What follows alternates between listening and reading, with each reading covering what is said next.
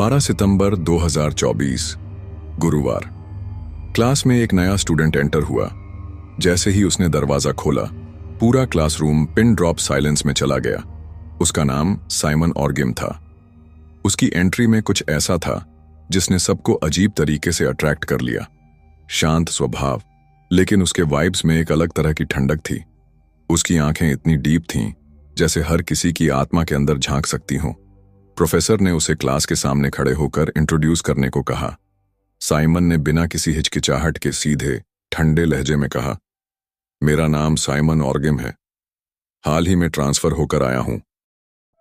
उसकी आवाज धीमी लेकिन सुपर कॉन्फिडेंट थी, इतनी कि क्लास का हर बंदा उसे ध्यान से सुनने पर मजबूर हो गया। एक सेकंड के लिए सब फ्रीज हो गए, जैसे उसकी बातों के पीछे कुछ डीप मीनिंग छिपा हो। स्टॉर्म ने पहली बार साइमन को गौर से ऑब्जर्व किया। उसकी पर्सनालिटी में कुछ ऐसा था जिससे एक पल के लिए स्टॉर्म को अजीब सा फील हुआ। कॉलेज का माहौल पूरी तरह मस्ती और शोरगुल से भरा था, लेकिन साइमन के लिए यह जगह किसी वॉर जोन से कम नहीं थी। क्लासरूम में एंटर करते ही उसका सामना उन लड़कों से हुआ जो नए स्टूडेंट्स को तंग करने में एक्सपर्ट थे। ओ भाई, नया बंदा आया है, एक लड़के ने जोर से चिल्लाया और पूरा ग्रुप हंसने लगा। दूसरा बोला, भाई तू टाइम मशीन से आया है क्या? ये क्या अजीबोगरीब कपड़े पहन रखे हैं? कहीं पापा के पुराने सूट सिलवाकर तो नहीं आया? पीछे से किसी ने झटके से उसका बैग खींच लिया और देखते ही देखते सारी किताबें जमीन पर बिखर गईं। जैसे ही साइमन उन्हें उठाने झुका, एक लड़के ने उसकी पीठ पर जोर का धक्का मारते हुए कहा, अबे इतना स्लो क्यों है? ये कोई सरकारी स्कूल नहीं, कॉलेज है, थोड़ा स्वैग मार। इस वक्त क्लास में प्रोफेसर नहीं थे। साइमन का इंट्रो करवाकर वो कुछ काम से कहीं गए थे, इसलिए इन्हें कोई रोकने वाला नहीं था। कुछ लड़के तालियां बजाकर हंसने लगे और कुछ लड़कियां ग्रुप में कानाफूसी करने लगीं। आगे बैठी एक लड़की ने तंज कसते हुए कहा, समझ नहीं आता, ये लोअर क्लास वाले इतने हाई फाई कॉलेज में एडमिशन कैसे ले लेते हैं? तभी ग्रुप का लीडर टाइप एक लड़का उसके पास आया। उसने साइमन की ठुड्डी पकड़ते हुए कहा, देख भाई, ये हमारी टेरिटरी है, यहां हर नए बंदे को पहले हमें रिस्पेक्ट देनी पड़ती है, समझा? साइमन बस चुपचाप खड़ा रहा। उसके चेहरे पर न डर था न कोई शर्मिंदगी, बस एक ठंडी खामोशी। अबे कुछ बोलेगा भी? एक लड़का झुंझलाकर बोला। लगता है भाई साहब मूवी वाला हीरो मोमेंट वेट कर रहा है। लेकिन साइमन को कोई फर्क नहीं पड़ रहा था। उसकी आंखों में कुछ ऐसा था कि अचानक माहौल थोड़ा शांत हो गया। कुछ लड़के जोश में थे, लेकिन कुछ को हल्का सा अनकंफर्टेबल फील हुआ। चलो छोड़ो इसे, ये तो पूरा बोरिंग बंदा है, कहते हुए वो हंसते हुए चले गए। साइमन धीरे धीरे अपनी किताबें उठाने लगा और सीट पर जाकर बैठ गया, लेकिन ऐसा लग रहा था वो सहन नहीं कर रहा। साइमन ऐसा बिहेव कर रहा था जैसे हर एक इंसल्ट याद रख रहा हो। स्टॉर्म को अंदर ही अंदर फील होने लगा कि साइमन के आने से कुछ अलग जरूर होने वाला है। साइमन पीछे वाली सीट पर बैठा था, बस स्टॉर्म से एक बेंच आगे। कुछ सेकंड्स बाद साइमन ने धीरे धीरे पूरी क्लास में नजरें घुमाई, जैसे हर चेहरे को स्कैन कर रहा हो। फिर उसकी गहरी ठंडी आंखें आखिरकार स्टॉर्म पर टिक गईं। और उसी समय प्रोफेसर क्लास में आए और साइमन को स्टॉर्म के बगल वाली खाली सीट पर बैठने का इशारा किया। साइमन बिना कोई एक्सप्रेशन बदले चुपचाप वहां जाकर बैठ गया। स्टॉर्म हल्का सा स्माइल करते हुए बोला, हेलो साइमन। साइमन बस सिर हिलाकर चुपचाप बैठा रहा। क्लास के दौरान स्टॉर्म की नजर बार बार साइमन पर जा रही थी। उसके हाथों पर अजीब से निशान थे, जैसे जलने के दाग हों।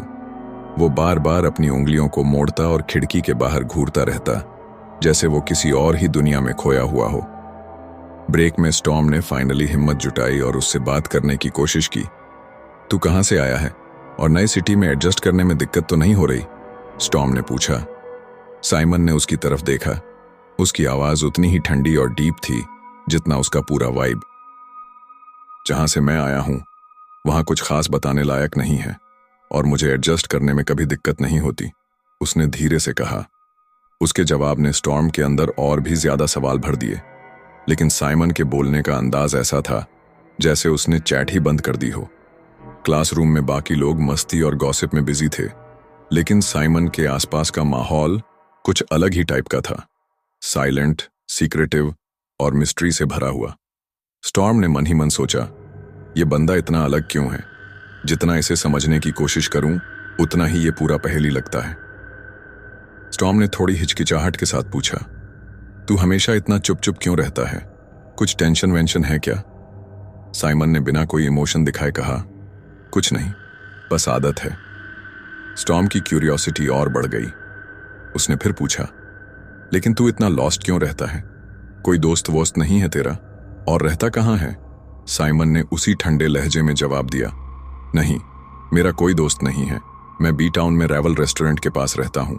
स्टॉर्म हल्का सा स्माइल करते हुए बोला, ओह बढ़िया, मैं भी तुझसे बस 2 किलोमीटर दूर रहता हूं। वैसे क्या तू मेरा दोस्त बनेगा?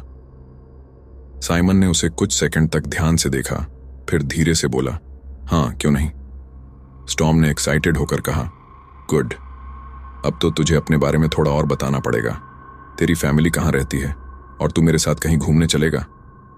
साइमन ने वही नरमी भरे अंदाज रखते हुए कहा, मैं अकेला हूं, फैमिली से कोई कनेक्शन नहीं है। अपने सारे काम खुद ही मैनेज करता हूं। पार्ट टाइम जॉब करता हूं तो टाइम निकालना थोड़ा मुश्किल है। स्टॉर्म चुपचाप उसकी बात सुनता रहा। वो समझ नहीं पा रहा था कि साइमन की लाइफ इतनी कॉम्प्लिकेटेड क्यों लग रही थी, लेकिन एक बात क्लियर थी, साइमन की आंखों और उसके बोलने के अंदाज में कुछ ऐसा था जो बिल्कुल भी नॉर्मल नहीं लग रहा था। साइमन ने हल्की सांस लेते हुए कहा, मैं एक छोटे से टाउन से आया हूं, अनाथालय में बड़ा हुआ। किसी ने साथ नहीं दिया तो अकेले रहने की आदत डाल ली। ज्यादा लोगों से घुलने मिलने का तो सवाल ही नहीं उठता। स्टॉर्म उसकी बातें ध्यान से सुनता रहा, फिर एक फ्रेंडली स्माइल के साथ बोला, अब ये अकेलापन खत्म भाई, क्योंकि आज से मैं तेरा दोस्त हूं। और कोई बहाने वहाने नहीं, मेरे साथ घूमने चल, थोड़ा मजा करेंगे, शायद तेरा मूड भी चेंज हो जाए। साइमन थोड़ी देर तक चुप रहा, फिर हल्का सा हिचकिचाते हुए बोला, ठीक है, लेकिन मैं ज्यादा देर रुकने वाला नहीं हूं। स्टॉर्म एक्साइटमेंट में अपनी मुट्ठी हवा में उछालते हुए बोला, बस यही चाहिए था। और सुन, तुझे अपने दोस्तों से भी मिलवाऊंगा, सब एकदम कूल हैं, तुझे पक्का पसंद आएंगे। साइमन ने हल्की स्माइल के साथ सिर हिलाया, लेकिन उसकी आंखों में अभी भी कुछ डीप सीक्रेट्स छुपे हुए थे। उस दिन स्टॉर्म और साइमन ने कैंपस के बाहर एक छोटे से कैफे जाने का प्लान बनाया। साइमन स्टार्टिंग में पूरी तरह चुप था, जैसे उसे वहां आने का अफसोस हो, लेकिन स्टॉर्म की फनी बातें और कूल वाइब्स ने उसे थोड़ा रिलैक्स कर दिया। धीरे धीरे साइमन ने हल्की फुल्की बातें शुरू की। स्टॉर्म ने उसे छेड़ते हुए कहा, तू इतना सीरियस क्यों रहता है भाई? लाइफ में थोड़ा फन भी इंपॉर्टेंट होता है। साइमन ने हल्का सा स्माइल करते हुए कहा, शायद मैं फन करना भूल गया हूं। स्टॉर्म को एहसास हुआ कि साइमन के अंदर कोई गहरा दर्द छुपा है। उसका मिस्ट्री भरा नेचर और वो ठंडी आंखें कभी कभी थोड़ा अनकंफर्टेबल फील करवा देती थीं। लेकिन स्टॉर्म ऐसा बंदा नहीं था जो किसी को उदास छोड़ दे। उसने ठान लिया कि साइमन को नॉर्मल लाइफ एंजॉय करना सिखाकर ही रहेगा।